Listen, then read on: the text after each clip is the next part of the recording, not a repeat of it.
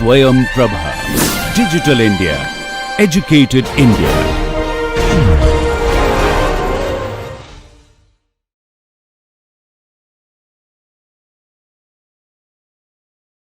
So let us go ahead. Today what we would be studying is basically harmonic and periodic excitation. Okay, and let us see what we have done till now so that we can put in better perspective what we are basically what we are trying to do here today, right? So we said that we started with single degree of freedom system. Okay, and for that we said, well, my single degree of freedom system can undergo free vibration, okay, or it could undergo forced vibration. In free vibration, only initial conditions are provided, okay, and it is left to vibrate on its own. Okay, so under free vibration we could have either undamped, so the system did not have damping, and then we have damped free vibration. Okay, and forced vibration can be categorized based on type of forces that is being applied on the system. So I could have, let us say, a periodic or harmonic. So I'm going to write down periodic or harmonic. Or I could have some arbitrary.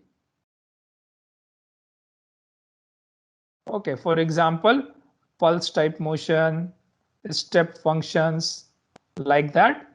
Okay, or I could have random excitation, which could be, let us say, seismic, wind, etc. And as you can see, if you go from left to right, the complexity of the forcing function is actually increasing, and so would be the complexity of the solution. So we started with undamped system, we did the damped system, so the free vibration of both, and these two are now finished. Now we are going to move on to periodic or harmonic vibration. Okay, and then we are going to look it into what would be the response for arbitrary vibration, and then whatever the concept that we would learn up to this point, we would extend those concepts to random vibration, for example, seismic and wind. Okay, now today the focus is basically harmonic vibration, okay, and periodic. Okay, now we know that a function can be said to be periodic, right? A function can be said to be periodic if it satisfies the following relationship. Okay, so f of t should be equal to f of t plus some integer times the time period of that, that function.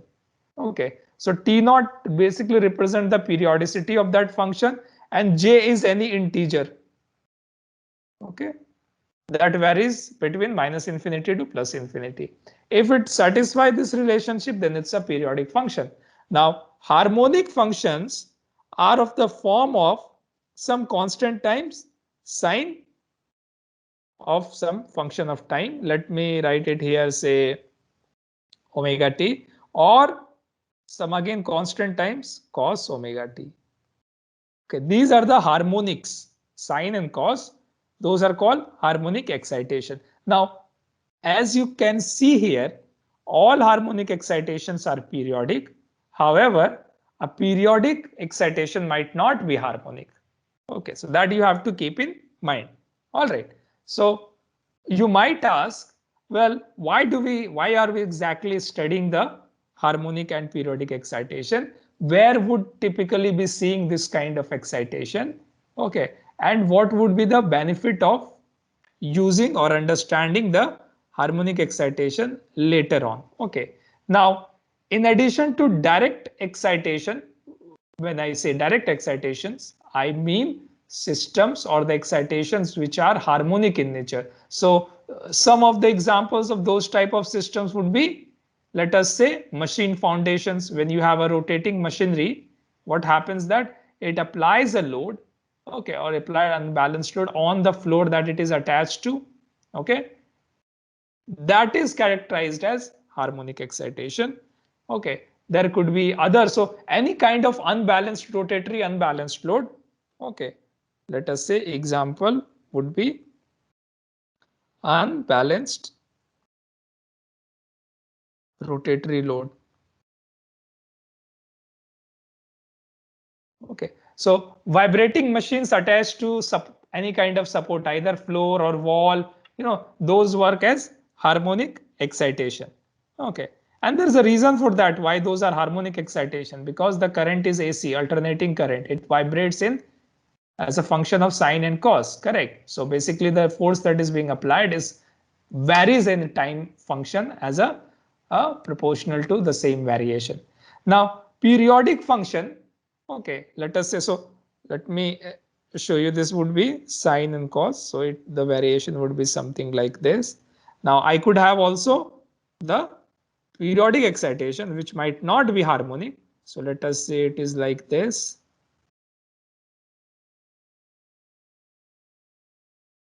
Okay, although drawing is not very good, but let us just for the sake of it say, okay, that it has a period, but it is not harmonic.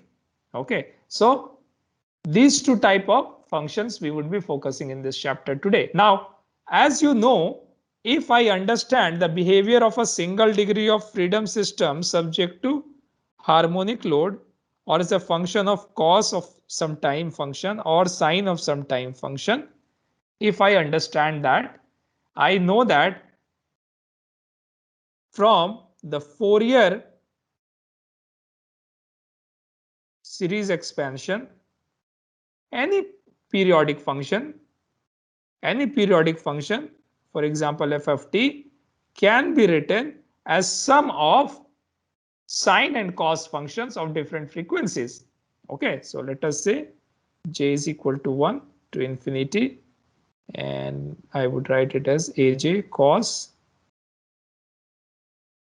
let me write here as something like j omega naught t, and then infinity bj sine j omega naught t. Now, if I understand, if I'm able to derive expression, I'm able to physically interpret the behavior or response of a single degree of freedom subject to harmonic, then I know that any periodic function can be written as a sum of multiple harmonic excitation.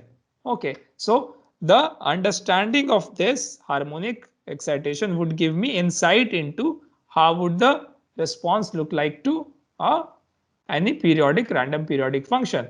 And in addition to that, even if I have random excitation, okay, so forget about the periodic excitation. Let us say I have random excitation like an earthquake, okay, which I cannot exactly represent it anything like this.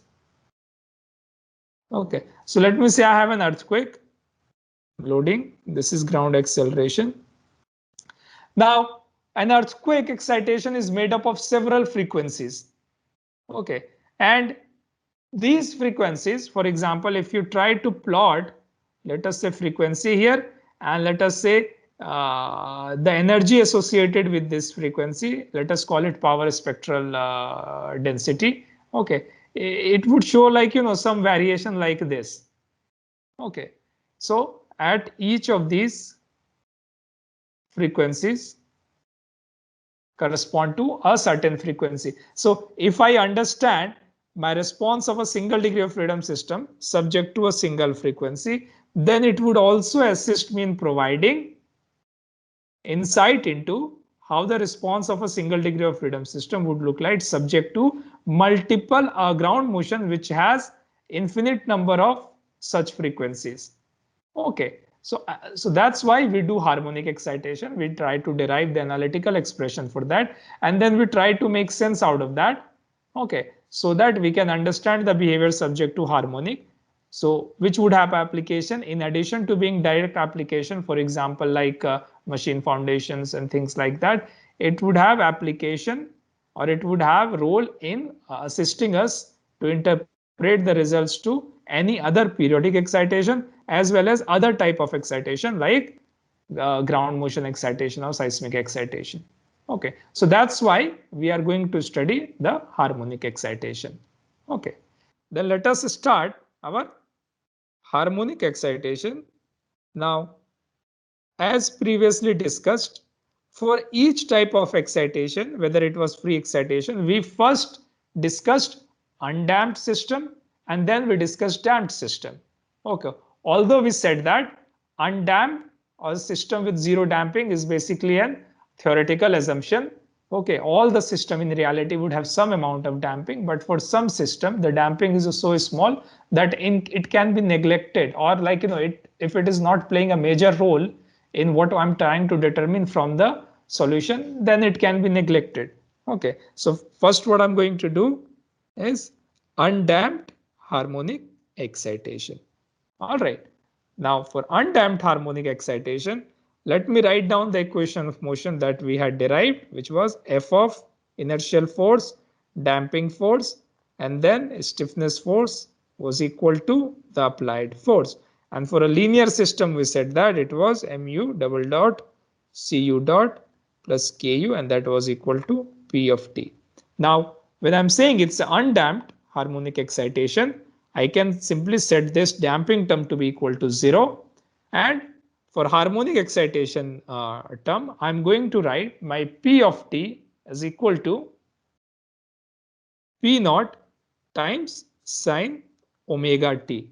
Okay, I could have very well written as P naught cos omega t, but we are going to derive an expression for sine omega t because we can do the same thing for cos omega t, and in terms of interpretation of results, it does not change much.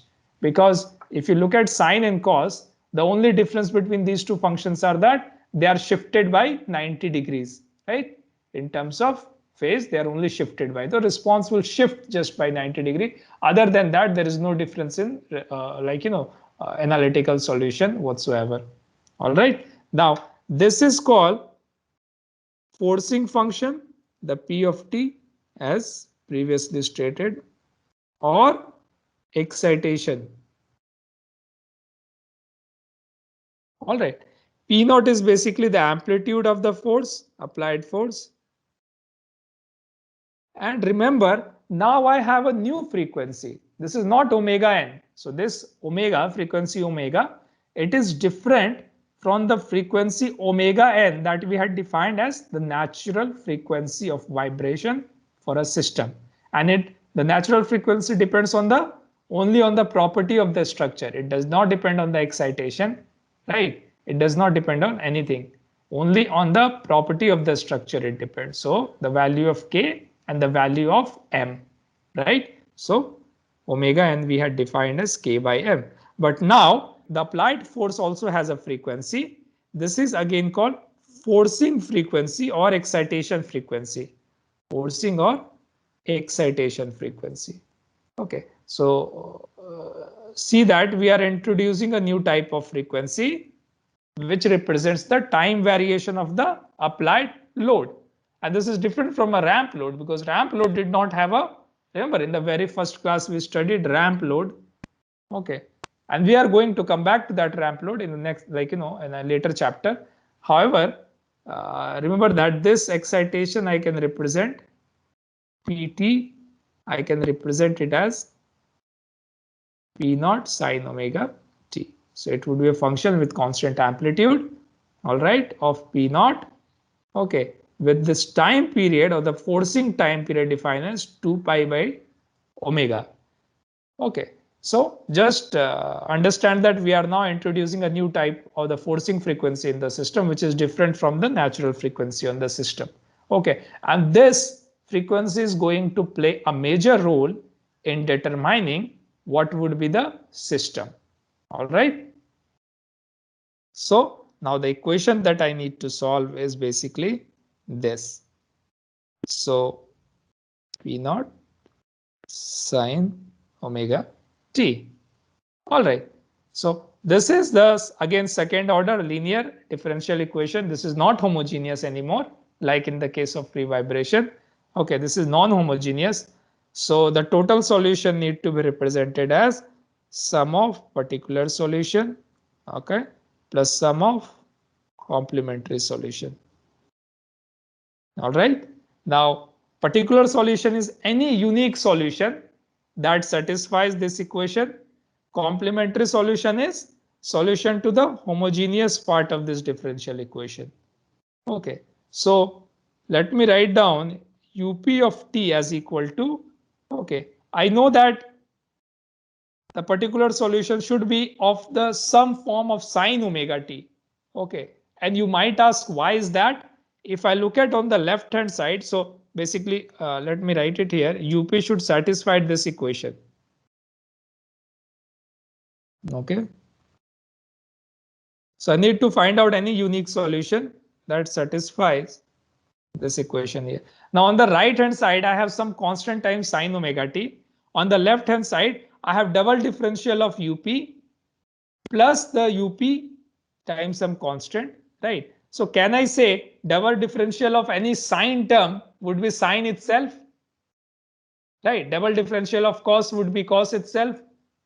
Okay, so I can say that I'm going to take my up as some constant, let us say we'll call it c times sine omega t. I don't know what this constant is yet.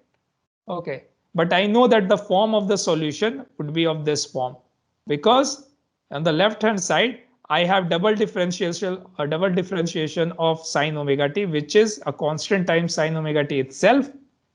Okay, plus the same term up of t, which is again sine omega t, and that is equal to right hand side I again have sine omega t.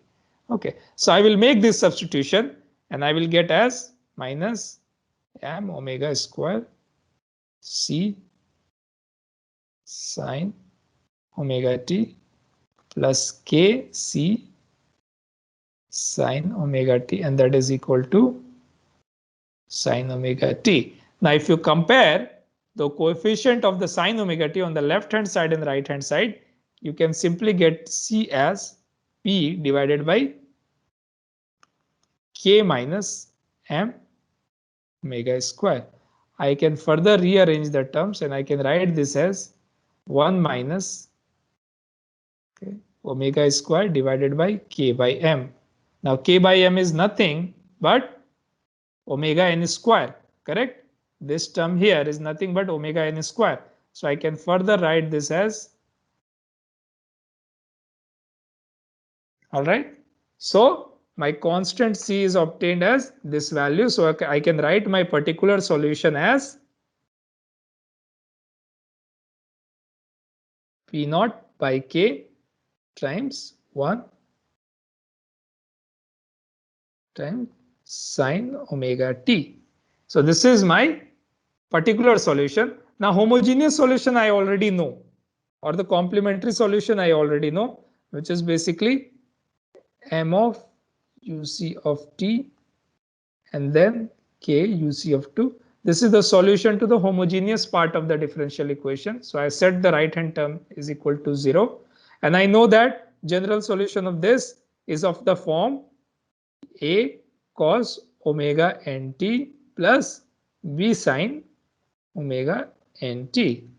Okay, now the total solution would be sum of particular solution, or some, let me write it as, yeah, sum of particular solution plus complementary solution.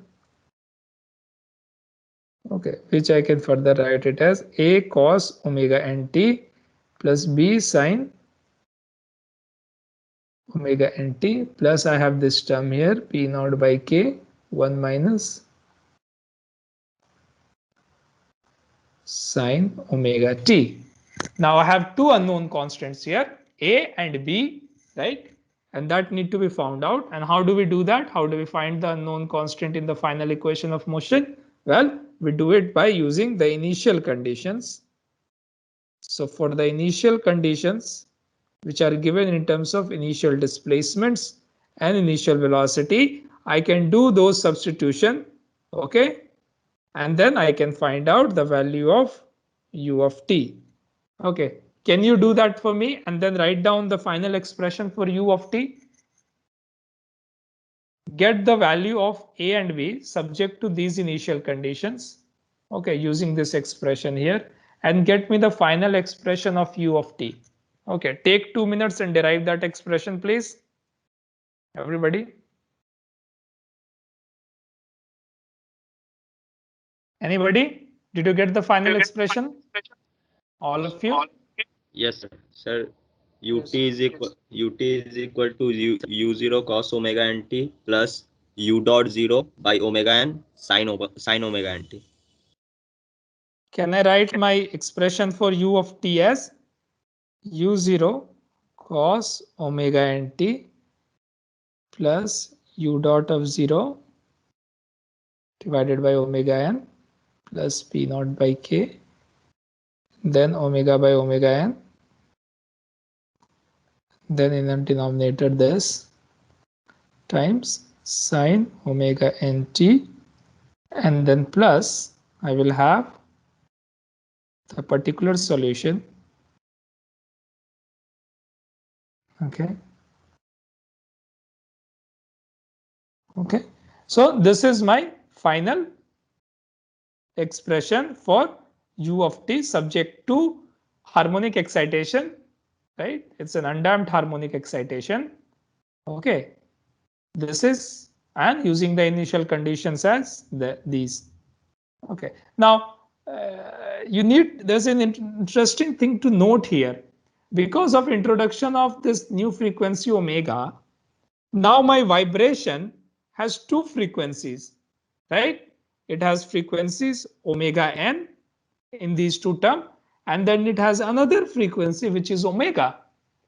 Okay. So, well, the question comes, my system would vibrate at what frequency? I saw that during the free vibration when we were discussing, right? When the system was left to vibrate without any external force, it vibrated or it oscillated at a frequency equal to the natural frequency of the system. Okay, and that was for undamped case. For a damped case, it vibrated at frequency equal to the damped frequency, but the single frequency was there. Now my system has its own natural frequency at which it wants to vibrate. However, you also have an applied frequency at which the force wants it to vibrate. Okay, you understand? So basically, if I have, let us say, this is spring mass system here. Okay. The frequency omega n is the frequency at which the structure wants to vibrate if there is no external force, right? But if there is an external force Pt, okay, it wants to make the system vibrate at the applied frequency. And then the question becomes, well, which one dominates? Or like, the resulting, what would be the resulting frequency of vibration? Okay. And that basically depends on an important parameter, which is the frequency ratio here, as we are going to discuss in subsequent sections. But before, let us see what are the different vibration components to this. Okay. So let me represent the first component, which is vibrating or which tries to vibrate at frequency omega n. Let me call this as u1, and then second part as u of 2. Okay. Now, if I want to plot, let me say I want to plot it, the ut now, okay, versus t. First, let me plot u. Well, that is not ut. Ut is the total displacement. I'm not exactly plotting ut here. Okay, I'm plotting some displacement here. Okay, so let me first plot u of 1. I'm going to plot u of 1. I know that it is vibrating at frequency omega n. Okay, and it is sum of cos and omega, cos and sine function times some constant. So the resultant would be another harmonic function, right? So this is vibrating at frequency omega n, and there would be some amplitude of it depending upon these initial conditions. So let me say that it starts with some initial condition, and then at frequency omega n, it starts to vibrate. Okay, but that's not it, because I have another component here, u2, which wants to make the system vibrate at that frequency. Okay, so let me say that this frequency u2 wants to make the system vibrate at its own frequency, which is something like this.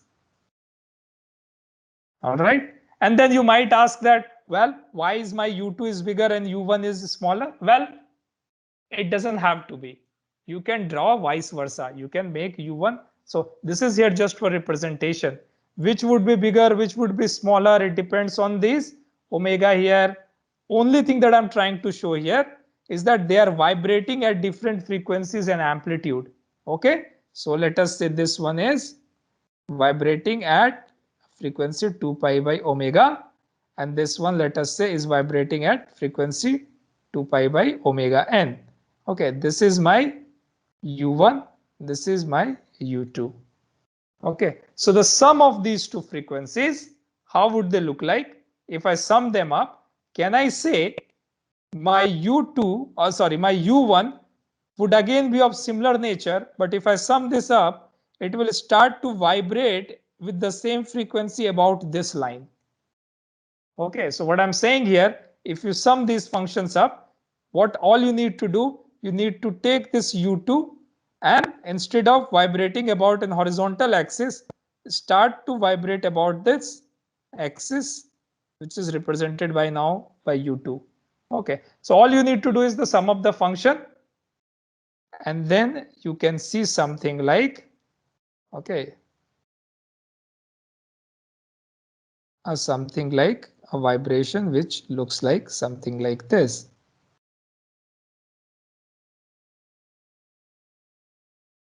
Okay, so it is not to scale. Okay, don't. Okay, the sum would be, although it should be uniform here, like what you see here, I might not be able to draw it. I'll show you a MATLAB code which can do that for me. Okay, so this is the total response.